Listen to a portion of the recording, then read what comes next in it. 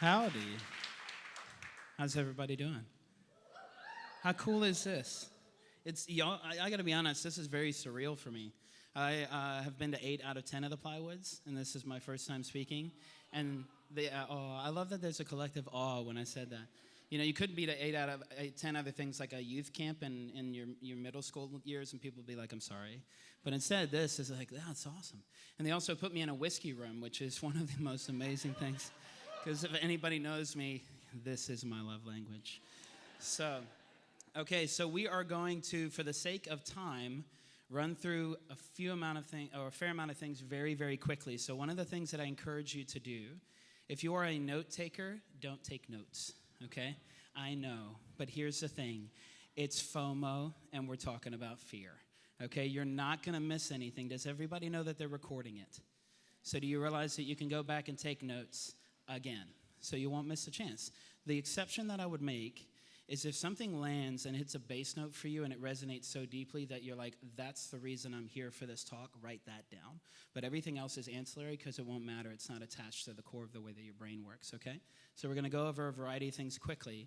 I'm going to try not to go too fast, but at the same time, you can go to the recording, drop it into VLC, play it at half speed, and it'll be great. Cool? Everybody with me? All right. So the talk today is perception versus reality. And just for a bullet point for you guys who don't know me, and all of this is true. My wife is standing in the back. We've been married 15 years. She will attest to the fact that I'm not about to lie about anything that I'm going to say, but I'm going to run through it quickly. I am a white African-American refugee kid named Jerome, born in South Africa, immigrated to the States from Congo. I have an identical twin brother. I am a digital animation and graphic design undergrad who moved into music, became a patient, went to 21 specialists over 9 years to get a diagnosis that no one knew what to do with it. Ended up becoming a doctor because I couldn't find a good one. Did 515 credits in 5 years. Do the math. And I commuted 10 hours round trip during the week to get that done while my wife lived in India. We have 2 kids, a 4-year-old and a 16-month-old. I swear to God they're not mine because they're very attractive. Okay? They got my height and my wife's looks. The other way around would have been a disaster. So we're really, really happy about that. But what ended up happening is what we're going to go over today is a culmination of my experience being a patient who had to become a doctor and still couldn't find answers, a believer who moved into spaces where I realized I was raised in the shallow end of my particular faith background, and when I got thrown into the deep end of life and no one knew answers, I had to figure out what that looked like to reframe that. And for anybody who's ever heard about deconstruction, if you don't find a way to reconstruct, guess what you end up being? Homeless, okay? So if you don't reconstruct in some capacity with what you're doing with your spiritual walk, your faith journey, or the lack thereof, whatever it looks like for you, you got to have somewhere to live while you're working through the things that you're changing based on what you grew up in. Fair enough? Okay. Can you guys get a sense of my speed? I'm on autopilot right now because I'm a little bit nervous, and when I go onto autopilot, I speed up. So if anybody needs me to slow down, just shout it out, okay? You're not going to embarrass me. I have an identical twin. I lost the ability a long time ago, okay? So, perception versus reality, the science of fear, stress, and success. And can y'all give it up for the artwork, okay? And the reason I say that, I'm not going to point her out because she's going to shrink into the chair. And I won't say her name so it doesn't embarrass her. But you guys have to find out who the artist is. And this is a creative community. You're welcome. And pay her what she's worth because she's brilliant, okay? So, are we working? Are we working? Oh, hey, oh. Nope. It's like the brain. It tries, and then it just accelerates. You got to slow it down. Okay, we said don't take notes. Fair enough? Just write down what lands with you. Okay, I want everybody to read out loud what that slide says. Okay, we're going to do this quickly. I'm going to teach you a particular deep breath, a particular breathing technique. Every time you see this slide, I want you to do it. Okay? You're going to breathe in through your nose for 3 seconds, out through your mouth for 6 seconds. At the end of the exhale, you're going to swallow. If you want, you can add a hum, and I'll explain all the science behind it afterwards. But you ready? In through the nose for 3, out through the mouth. You can say who or om. At the end of the exhale, you swallow. Ready? Okay. Inhale.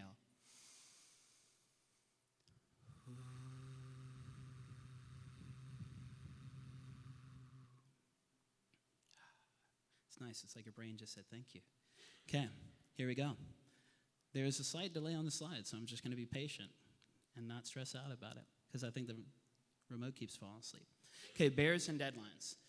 One of the ways I explain stress to everybody or fear to everybody is that your brain cannot tell the difference between a bear and a deadline.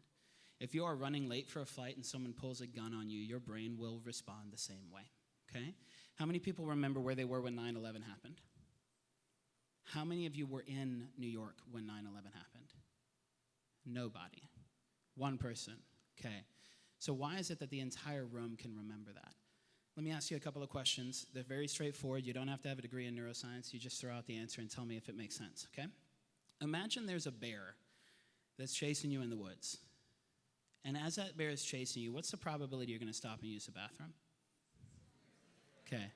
What's the chances you're going to stop and have a board meeting about how to handle the bear? Okay. What's the chances that you are going to stop and have a meal? Eat something, okay? What's the chances you're going to have a really powerful restorative sleep? Okay? Like, this is the time. I'm just going to lay down right here and take a nap. What's the chances that you are going to have a friendly encounter with that other person you've been really keen on and you're going to mate or procreate? What's the chances you're going to have an intimate experience? Pretty low, right? Okay.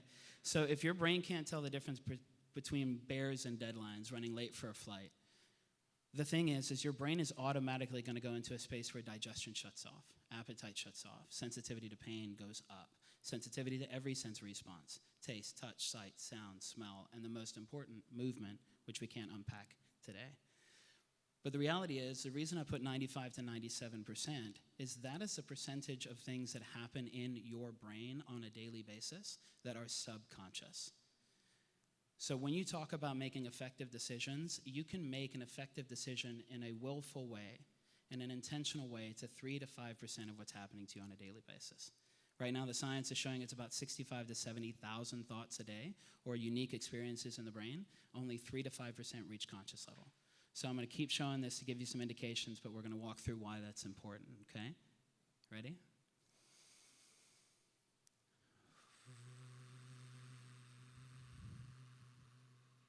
It's kind of like being on an elevator. You're like, do you keep looking? What do? Do you make eye contact? Right? And also, if anybody can do me a favor, there is an actual word for what that confusion is when you're on an elevator. I know it exists because I saw it 6 or 7 years ago and I haven't been able to find it. So if anybody figures out what that awkward space is when you get on an elevator, please let me know. That would really close a loop in my brain. Okay, survival, safety, and self-gratification. There are 3 steps to every single thing that happens to a human being when you are engaged in something that is going to create some sense of fear. When I'm running from the bear, am I asking myself whether or not I'm safe? Or do I already know the answer to that? Right? I don't need to ask that. I wonder if it's, hey, Joe just got eaten because he asked that question. Okay, don't slow down. You got to move. So survival happens first. If you're in a space that is not, in fact, life-threatening, then you're going to ask, to what degree am I safe? If you are, in fact, in a space that feels safe, you're going to ask, to what degree am I achieving self-gratification? Self-gratification is either pursuing pleasure and or avoiding pain.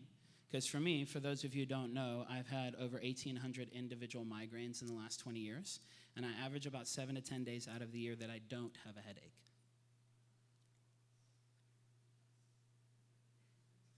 Whiskey helps. And in all honesty, today is not a great day. I'm thrilled to be here. I'm very frustrated that I don't feel good while I'm with you guys. So I have to work through everything that I'm talking about on the side. But I wish I could boil the ocean with you guys in 20 minutes. I just wanted more than anything to say that there's a tier of questions that we look through. And what I want to close the loop with at the end of the day is to help you realize more than anything, if it is not a life-threatening situation, it is not a life-threatening situation. You are in a situation where you are more inclined to ask, what degree of safety am I trying to produce or create in my own life and the lives of the people around me? And am I pursuing pleasure or avoiding pain or both? Okay, so those are some of the things that we want to look through. Ready? Oh, I'm just getting you guys all ahead. This is great. And this is one of the interesting things. Even now, my anxiety about making sure that these slides are in the right order and it's working out the way that we've planned, I have to override these as well. So the key is one deep breath. Let's do it. You ready?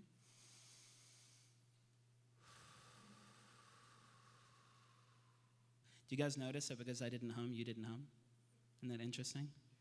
We'll see if anybody does it without me on the next one. One of the other ways to look at it with the way the brain works is calling it Bruce Banner and the Hulk. Does everybody know Bruce Banner and the Hulk? Okay. Do you guys realize Bruce Banner and the Hulk are the same people? They're just different in context. Has anybody had an experience where they hulked out? Something went a little bit sideways? You killed a man with a trident? You had to lay low for a while? Okay? The reason I mention this is, again, what is the number of things that are happening to us on a daily basis that are subconscious? One of the things that all of us are doing when we're in a community like Plywood is we're being incredibly conscientious of the work that we're doing. We're trying to increase our self-awareness, and we're trying to increase our influence and our impact in the communities that we're in. If nobody has sat down and told you that what you're doing in building the businesses and the communities and the organizations and the efforts that you're putting in is only impacting 3 to 5% of conscious level, would it be a good idea to take an inventory and do an audit on what's happening to you subconsciously? This is why I'll also iterate now, and if I forget to do it again, it's probably one of the highest recommendations. You have to have active engagement with really good quality counseling, either a life coach or a spiritual direction or a licensed clinical professional counsel. Because how many of you have ever spoken the language of figuring out your own internal landscape spontaneously, or did you have to have somebody guide you through that? It's very, very rare that somebody will wake up spontaneously understanding their own internal landscape. You probably need a guide, whatever that looks like, okay?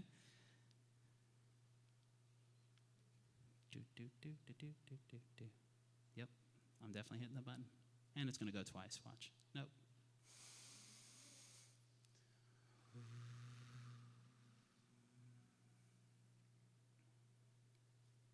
So here's one of the things that I try to explain with the patients that I work with.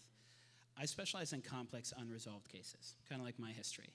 About 60% of the people that I see are nonverbal autism and pediatric brain injury, and it is a really, really hard day when you have parents coming in to talk to you who are bringing in a 9-year-old that was run over by a dump truck when they were 5. That was last week for me. These are really, really tough spaces. And one of the things that we always talk about nowadays is how do you actually increase resiliency? And resiliency, does anybody have trouble trying to define the word resiliency? Like, how do you frame that out? How do you structure that? It's a really tough thing to figure out.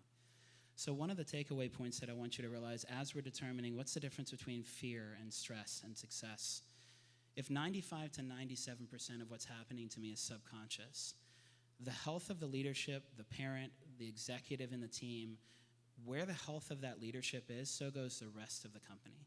Anybody ever been raised in a household where you wished you maybe, I don't know, your parents had gone to a couple of parenting classes, could have done a little better? Okay, just throwing it out there. Somebody's raising 2 hands, right? Okay. Ever worked for a bad boss? These things happen, right? 2 hands again. So the reason that we're trying to talk about these things is wherever you're making an impact on the leadership, one of the best things that can happen is to improve the conversation in the people who are primarily running the show. That's going to be your executive function. It's going to be Bruce Banner versus the Hulk. Well, one of the fastest ways to decrease fear and stress across the board is to be able to ask yourself, is this uncomfortable or is it traumatic? Was anybody at Boxcar for lunch? Okay.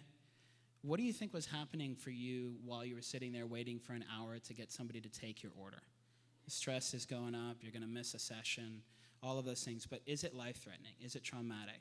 Or is it just potentially uncomfortable? Or maybe you were having a great time because you were sharing a conversation with somebody. Now imagine what's happening for the staff at the restaurant, right? A lot harder for them. So the difference, resiliency, is being able to quickly determine, is this uncomfortable or is it going to be traumatizing? Because again, if it's not life-threatening, it's not life-threatening, okay?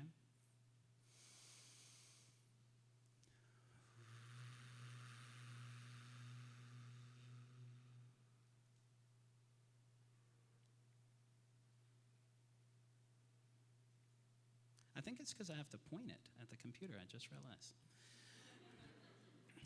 It's also helpful to be able to give yourself some sort of distinction as you quickly engage in a situation. Even for me now, I've got so many things that are going through my head. Am I going to fall apart? Am I going to start crying? Is my headache going to get worse? Are you guys going to enjoy the content that's being delivered? You guys have all of these processes that are going in your own background. The reason you're here is because you've decided being in this space gives you a higher probability of survival, because whatever you're going to get out of it hopefully either makes it hurt less or makes it more enjoyable. Well, one of the quick lines that I use for myself when I talk about my experience, because a lot of people go, how do you manage through 115 migraines a year? How do you manage through 200 headaches a year? And I explain there's a difference between bruises and broken bones. Migraines oftentimes can feel like a broken bone. Headaches are like bruises. So when I have a headache, it's not that big a deal, not compared to a migraine. And fortunately, even my broken bones tend to heal within 2 to 3 days. So I know that there's a sense of finality to it. It's one of the reasons, for what it's worth, to understand in language, there is a profound difference in saying I am, I have, and I experience. I am not migraines. You can't say I am depressed. You can't say I have migraines. Because am is a state of being, have is a state of ownership, and I can't be a migraine, and I never bought my migraines. Okay, yeah. I didn't ask for that bill. I just got to pay it on a regular basis. But what I do is I experience migraines, just like you can experience homelessness, or you can experience rejection, or you can experience abandonment, and experience fill in the blank, whatever hurts. But when I experience something, what is the probability of that experience having some degree of time parameter, temporal? It will end at some point. You got to realize most people, I've been suicidal several times in my life, attempted. Fortunately, it didn't work out.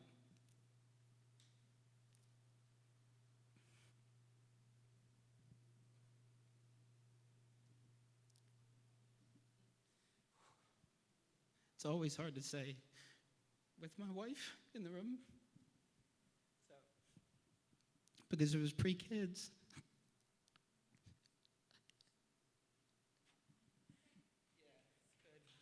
Thank you. It was pre-kids, and if you guys have met my kids, thank God I'm still here, because y'all need them much more than you need me. They're incredible people. So, deep breath. I feel like the time is just running out. Okay, triggers. We're going to do this quick. I'm going to try and skip through because my clock is telling me the time is running out. So I'm going to explain quickly. Triggers are both and, okay? Most people think that a limbic attachment or a negative association, when you have a memory, is only associated with an adverse childhood experience, a childhood wound, something that was a painful process. You actually have things happen that are profoundly pleasurable, and they're just as influential to your decision making. If you try to do something that says that's going to significantly and intentionally increase my likelihood of feeling good, that's actually the nature of where addiction is birthed out of. Addiction is about avoiding pain, but the mechanism is tied to increasing pleasure. So these connections, what are called attachments, are very heavily connected to both negative and positive encounters, right? Everybody wipe your eyes. Everybody doing okay? I feel like I changed the tone there just a bit. Hopefully everybody's okay. So it's about both reward and pleasure and risks and pain. So what I'm going to do quickly, for anybody who understands Enneagram language, and if you don't understand Enneagram language, also this slide is going to be available at drjerome.com and wholeidentity.com. So I'll make this available, so if you guys need to see the shortcuts, you can have that as well, okay? But what I want to go through just quickly using Enneagram language is what is the primary thing that somebody is pursuing and the primary thing that somebody is trying to avoid. And this is the nature of whole identity. For those of you who don't know the work that I do, in the clinical world, I take care of patients, but outside of that, in the content world, I've been working for the last 6 years on a brain-based model of the Enneagram that actually explains it through neuroscience and explains that to be a whole person, you're all 9 numbers simultaneously, like a 9-piece band or an orchestra, rather than being that one busted-up guitar that you wish you could trade in, right? So whole identity, we are innately capable of wholeness. This is not about being less broken, it's about being more whole. So what does that look like? One nature. Ones are specifically trying to decrease their encounter and their engagement with injustice or unfairness, and they're trying to increase the probability of things being right or precise. I'm going to run through these quickly and then come back and close the loop, so forgive me that we can't unpack the entire nature of the Enneagram in a 20-minute session, okay? I did write a book on it. It came out last week. If you want more details, we can get it there, okay? Yeah. 2 nature, which is my most efficient area, why I cry very easily, is that I am looking for less criticism or unfairness, and I'm looking for things to be more valuable and more worthy. So again, this is a conversation. If you guys know your Enneagram language or you start to understand this, if I experience more of what's on the more section and less of what's on the less section, I'm going to have a life-giving experience. But the other thing in terms of triggers, if somebody interrupts the likelihood of me seeing something as valuable or worthy, they reduce the probability of me enjoying a pleasurable experience, that will trigger me the fastest. So if you remove my positive space or you introduce my negative space, you will trigger me the fastest. And the reason I mention this is one of the things that we're talking about with fear and safety in this whole process is if you don't understand that 95 to 97% of what's happening to you is a protocol based on what happened to you in your early adolescence or based on a trauma as an adult, because it's both. You've had a powerful positive or a powerful negative experience, but most of the protocols are built before we turn 20. Then if you don't know what your triggers are, you're going to end up in a space where you get into a space where you hulk out, and you're not even sure how you got there because you don't know how to identify what your triggers are. So what happens when I come home after getting a patient out of a wheelchair, true story, and my wife doesn't mind if I share this. What happens if I come home after working with a 75-year-old patient who is in a wheelchair, and when we started, he didn't know where the left side of his body was. It's called a hemi-neglect. After 6 weeks, he's using a walker and he's taking steps independently, which isn't possible according to contemporary and conventional methods. I come home and I share with my wife, hey, that person I was working with took 2 steps today. And Deborah's response was, that's great, can you take the trash out? Not because she didn't want to be available to it, but because she had worked all day at checking off the list to make sure she was fully present to me when I shared that. And what I heard was, I don't really care, it's not that important. And what she was trying to do was say, I want to be so available to celebrate that with you. There's one thing that if we could just check that box off, I could celebrate with you to a degree that I can't even explain. And we miss each other, because my trigger is it's no longer valuable. And what was introduced was criticism. But knowing my triggers allows me to hear that from her now and know she's communicating love rather than me feeling like I'm being criticized.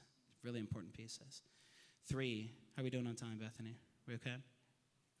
3 nature, which is known as an achievement space, is saying I want to have less failure or inadequacy, and I want to experience more effective and successful spaces. So what happens if somebody introduces failure or inadequacy or removes effective and successful opportunities? How does it trigger you? How does it show up? 4, you want less dishonesty or superficiality and more truthful and deep conversations. If you guys have not read More or Less from Jeff, I highly encourage you to do that and realize that this is the same thing in terms of economies of scale and what's called biopsychosocial components, that your body is running through this all the time. And if you are high in a 4 space, that's what you're budgeting your resources towards. How can I spend more money creating spaces that are truthful and deep, and also create spaces that make sure that I naturally remove dishonesty and superficiality? 5 is you want less ambiguity or incompetence, and you want more accuracy and lucidity. One of my favorite words. 5s are really good at being lucid. 6 nature, which is my wife, brilliant, incredible place in that. She's looking for less unpredictability or insecurity and more concrete and promise, which, to be fair, to share a story to balance it out, because we've been married 15 years and it's fair to do so. Last year, I bought a lot of equipment for my clinic, like a lot, and I paid for it in cash that was supposed to go to a house. And the agreed upon amount that I was going to buy at the auction tripled. And I told her after I'd already bought it, and then realized after I'd bought it, I'd forgot to compensate for a 10% buyer's premium, which hurts when it's that many digits before a period. And I essentially pushed her out of an airplane without a parachute on, because in her space, she needs concrete and promise, and what I produced was unpredictability and insecurity. Only the second time in our marriage in 15 years, she said, I think it's probably better if you stay away for today. It's pretty good. 7, you want less action and monotony, and you want more adventure and sensationalism. So for all my 7s in the room, I appreciate you being really, really patient, because this is a little bit academic and not as sensational, but I give great hugs and high fives, okay?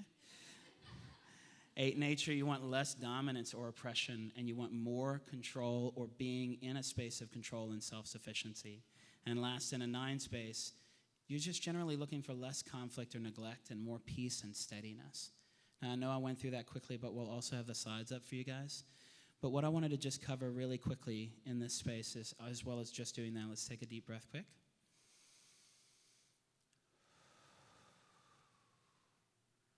I don't know about you guys, but I come to these conferences and you're like, there's no ways I'm going to retain all of this. What do you think is the only thing that I'm asking you to remember when you leave this talk today? Right?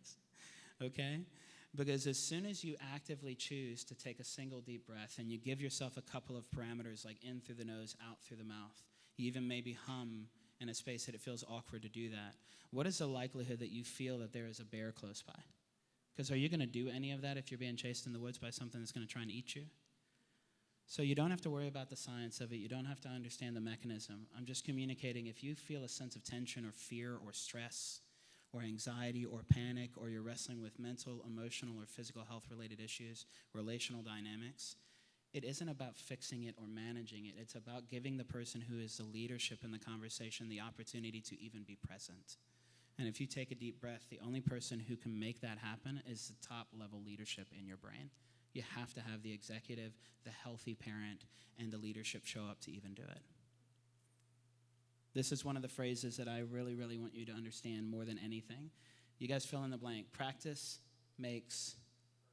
Anybody know a perfect person?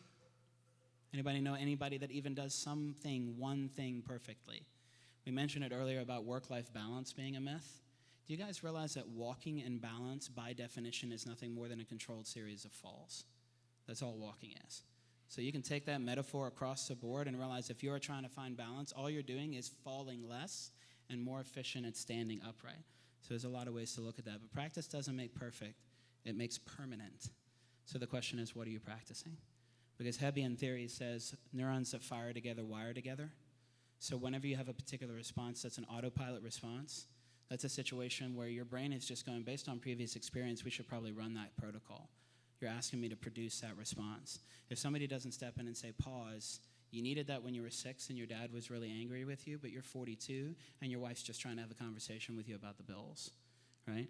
But you're so efficient at it that unless somebody changes the protocol, it will be permanent, but it doesn't have to be the end of the conversation. Your brain can change at the drop of a hat, okay? And actually, it would probably change a lot by the time the hat hit the ground. It's that quick. The definition of success for me from a neurological perspective, and I think it goes across the board in every aspect, is efficiency. And my definition for efficiency is achieving the outcome with the least amount of resources possible. If you guys think about it, how many times have you been in spaces where you're like, I'm really good at doing something I wish I wasn't good at? There's a particular space I just happen to be really effective at misunderstanding people, or really effective at getting upset, or really effective at not managing a budget. Efficiency is not about the quality or the health of the environment. It's just how quickly can you get there and repeat over and over again with the least amount of resources. So if you're trying to figure out success and you know practice doesn't make perfect, it makes permanent, as you give yourself the opportunity to change things in your life, one of the things that I would recommend is understanding it takes the brain time to learn new protocols. 21 days is not how you change a habit. 21 days is how long it takes for your brain to realize the conversation you're having is relevant. What you do after that is what changes, okay? If you change it too quick, your body will actually fight you and think that something's wrong. So when you're looking at succeeding, think of efficiency and what am I doing so well that maybe I could pump the brakes on just a little bit? And what is it that I'd like to be more efficient and effective in that normally costs me so much, but maybe I could find a way to be a little bit more effective in it? Sorry, y'all, there is a fly right on this microphone. Today is just my day to practice what I preach. It's awesome. Okay, here's 6 basics. 6 basics, I can tell you guys without any hesitation, in all seriousness, 50% of the people who come to see me, if they did these 6 things, their problems would go away. 50, 1 out of every 2. And if you guys want, you can just email me at jerome@thriveneuro.com. I'll get you full handouts on this, and I'll post it on the site. But people don't breathe enough. You don't hydrate. Take your body weight, divide it by 2, drink that much water. Move, get up. Every study that shows people who live to be 100, there's only one core common denominator in that people group. They move 15 to 17,000 steps a day. It's not even exercise, it's not food, it's not nutrition. There's a lot of factors, but the only one across the board is daily movement.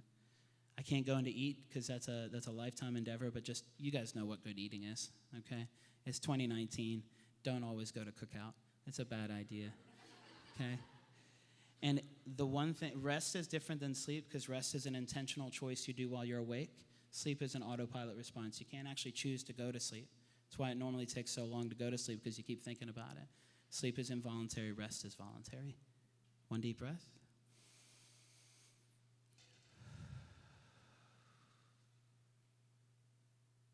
And remember, there are no bears. Fair enough? Y'all are awesome. Thanks for letting me share with you.